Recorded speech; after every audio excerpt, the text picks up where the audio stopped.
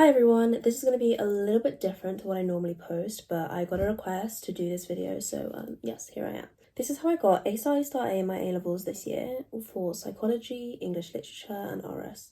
First I'm going to give a few general points and then I'm going to go to more subject-specific points. Of course, these are only my personal methods of revision and the process of how I achieve those grades, but if you know what works for you and it's not listed in what I said in the video, then you do you. Yeah, happy revising. So, general advice I'd say is have a good work ethic. Having a good work ethic is really, really difficult. But what I mean by that is not necessarily always revising or never resting. A good work ethic is discipline. If you're not disciplined, you won't be able to get things done, such as revision. Now, people can just say, you need a good work ethic, you need discipline, you need motivation, blah, blah, blah. They can say all of that to you, but it's so hard to actually have it. It's easier said than done. So what I do to combat this is I make schedules, proper schedules. You list the topics that you want to do, the subtopics that you want to do, so it is less broad. At the end of the day, if you're just starting revision and it's pretty late, for example, you're going to feel overwhelmed, you're going to feel helpless, and you're going to feel like there's too much to do.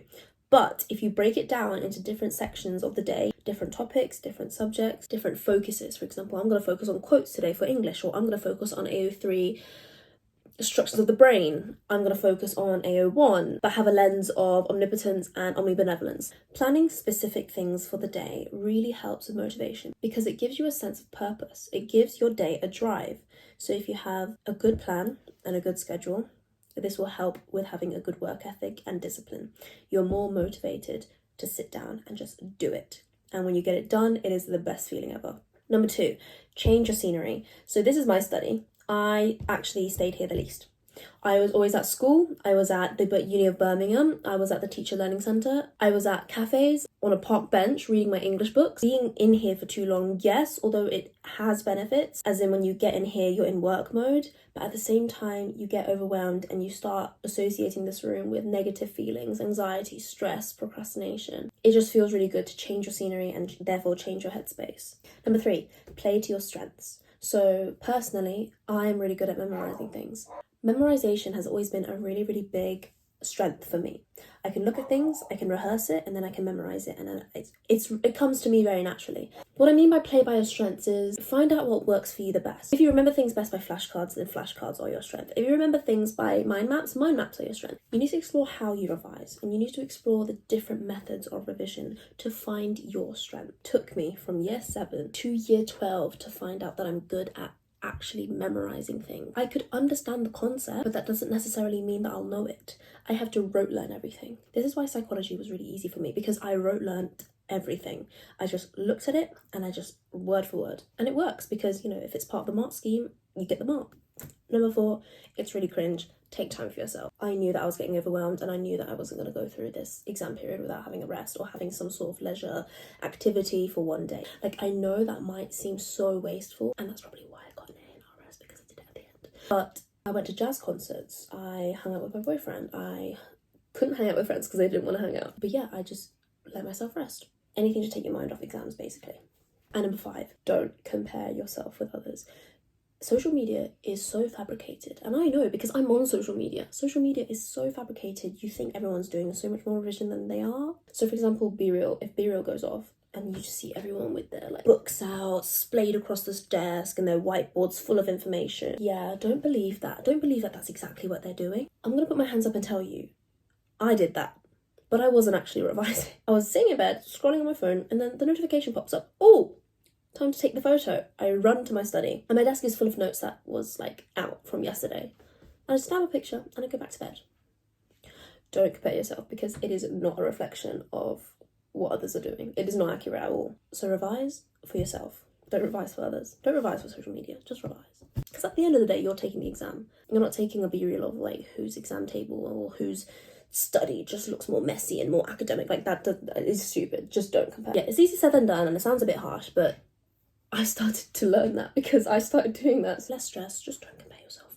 So for psychology, number 1, I used Quizlet only. Quizlet was the only revision resource that I used. I didn't use a textbook, I didn't use the CGP book, I didn't use online notes, I just used my own flashcard. I, from the get-go, sat down after every psychology lesson and I filled in the flashcards of what we learned in that day. So my Quizlet flashcards for psychology will be linked in the description below, because I believe everyone should access good revision notes, and clearly they worked. So if flashcards work for you, they're in the description. I wrote learn everything. I memorized everything from every single detail. I memorized every name for each evaluation. I remembered statistics, remembered absolutely everything. At the end of the day, the examiner only knows how much you write. So holistically, 16 markers, for example, they're not going to know that you know all of this if you don't write it. You can still get 16 out of 16 if you just have one researcher found blah blah blah, or one research stated that. You can do that, that's fine. But if you compare essay A with essay B, where A says Lucas et al. Found that increasing maths task difficulty increased conformity. It would be even better if you use the date as well. Lucas et al. 2006, Schultz et al. 2008. In real life application. Like, I still remember all of this because I just memorized everything. And that is how you get kind of the top marks. Yes, names aren't necessary, but that is what sets you above and apart from others. So yeah, flashcards were the only source of revision because they were the easiest, they were the most economical, and they were most efficient. Number 2, blurting and active recall. Blurting and the flashcards were best friends because see a flashcard and I blurt whatever I know, and then I turn the flashcard and then I write what I missed. This helped so much. They just work so well. I have so much content to know, so much content to revise, and if you don't know something in psychology, that's it. You can't answer it. You can, like, BS your way through it. But if it's something like research methods, if you don't know what the sign test is or how to calculate it, yeah, you're done for. Conclusion is, if you don't know it, you're not going to be able to answer it. That's why you need to know everything. Number 3, past papers. Past papers will only be useful at the end of your revision. I don't understand the people that start past papers at the very beginning of their revision because you haven't actually learned anything. You haven't memorized, you haven't revised anything. So I don't know why you start with past papers and then revise. Past papers are to let you know what area you're lacking in. If you do it before your revision, you're lacking in all of them, so it's so useless. And to link on to that, 16 markers has been a massive downfall for so many people. In the exam room, you're time pressured, you're pressured mentally, and you're pressured by the clock. If you practice writing fast, writing legibly, you can gain the top marks in psychology. Use your teacher. Like, if your teachers won't give you like practice resources, you do the own practice resources.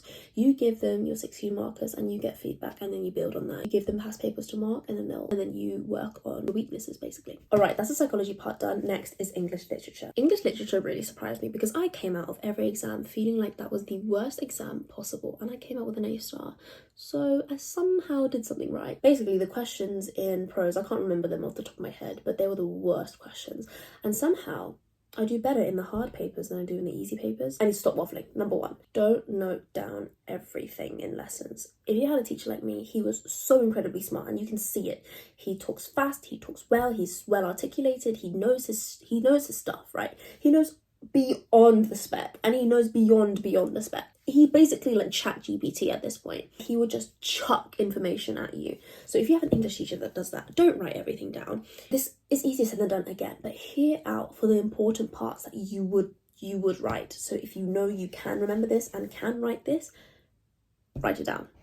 Don't note down everything like I did, because the notes became absolutely overwhelming. I had no idea what we were writing about. Just note down what you will remember and what you will utilize in your essays. Number 2, 20 key moments. So my example was Edexcel. I did prose, I did drama, and I did poetry.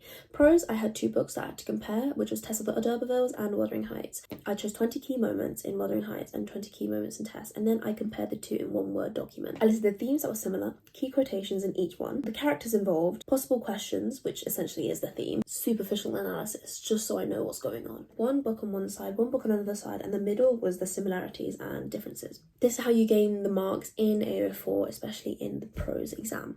I didn't learn any quotes. I'd say definitely learn quotes. I was faffing. I was struggling in the exam because I think my priority was psychology and RS, because English lit holistically over the years wasn't my best subject. It was my worst. Yeah, please learn quotes. Just learn like 20 quotes. Like, don't do what I did.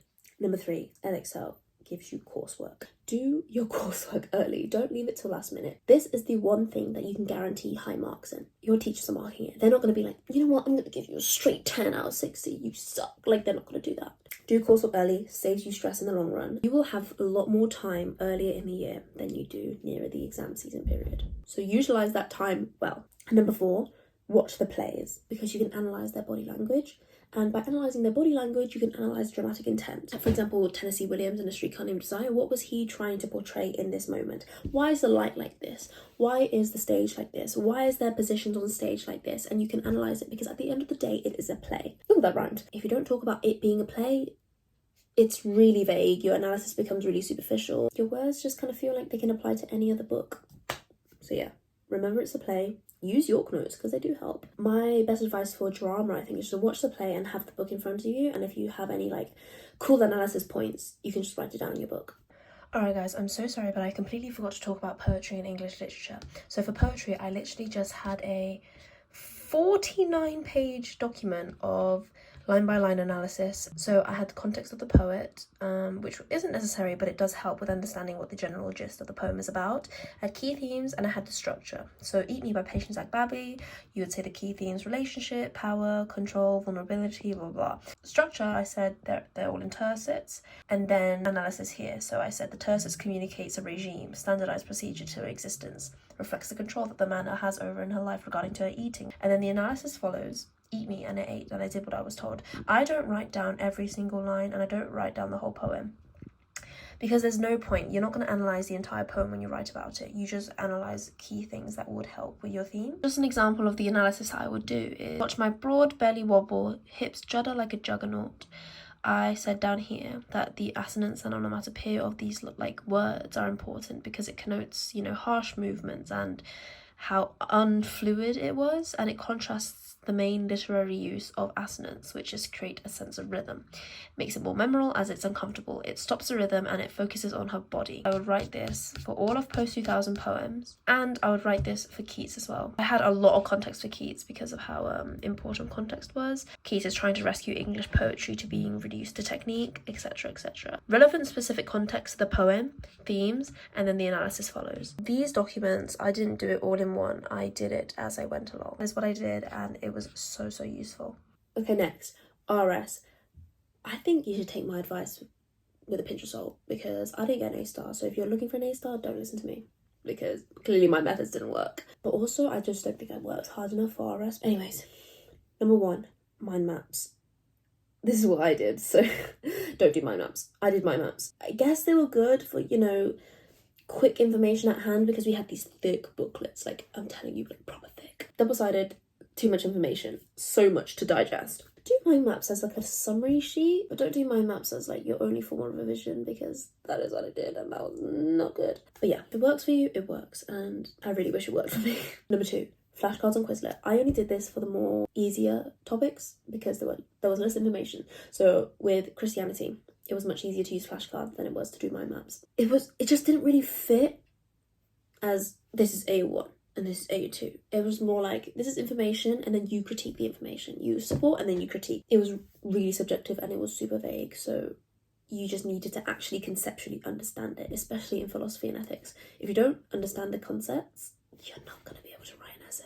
Number 1 step is to understand the actual content, and number 2 is memorizing the content. You just have to memorize it. Again, a lot of memorization. A lot of memorization goes into these subjects: English, RS, and psychology. My brain was working overtime. That's probably why my forehead is so big. This is all packed full of information. So, yeah. Number 3, active recall was my main form of revision near the end of my revision period, because I needed it to get in there. I needed to remember it. I needed to just know it, basically. So I just got a topic, and then I wrote as many things as I could that I could remember about the topic, and I split it. So I did one colour, A1. And I did the strengths in green and the weaknesses in red. And then I also did examples in a different colour. Fill up a foot trolley example, and then like other, like I just did a kind of separate bubble for that. And just blur. And you just keep doing it every day. Just like for an hour, 2 hours, like it really gets the information in there. So yeah, active recall, I'm an avid supporter. Please actively recall. And 4, practice essays. I didn't do any practice essays because my teachers wouldn't mark it. We would give it to them and they wouldn't give it back. because they warn us, be like, well, if you give us essays, we're not going to be able to mark it because we've got other things to mark. So none of our teachers would allow us to give in any essays because they just wouldn't mark them. So I did no practice essays and I regret that immensely. But luckily, hands are fast and I can write a lot. I think for every paper, I wrote 22 to 26 pages. I have a hench thumb now. Can you see that?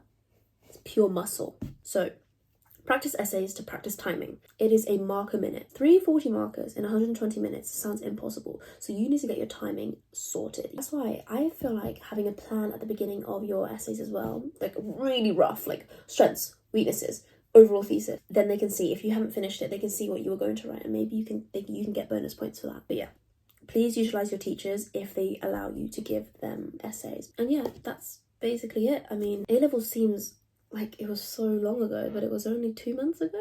Yeah, 2-ish months ago. I'm literally going to uni in like 2 weeks. The people that are in year 12 watching this video, you'll be fine. You'll be absolutely fine. You're gonna smash it. People in year 13, focus on uni applications first. Do not give a crap about revision and stuff now. I hope these tips help you, and I hope my credentials are valid enough to help you. But yeah, definitely listen to the psychology advice and maybe English advice, but definitely don't listen to the RS advice if you want an A-star. It is hard work and dedication that gets you these top marks. If you don't work hard, you're not gonna get it. But that's just how it is. I hope you have a lovely time revising, a lovely time in the summer holidays that is left, and don't stress yourself out. Relax. It gets better, trust me. I'll see you guys later.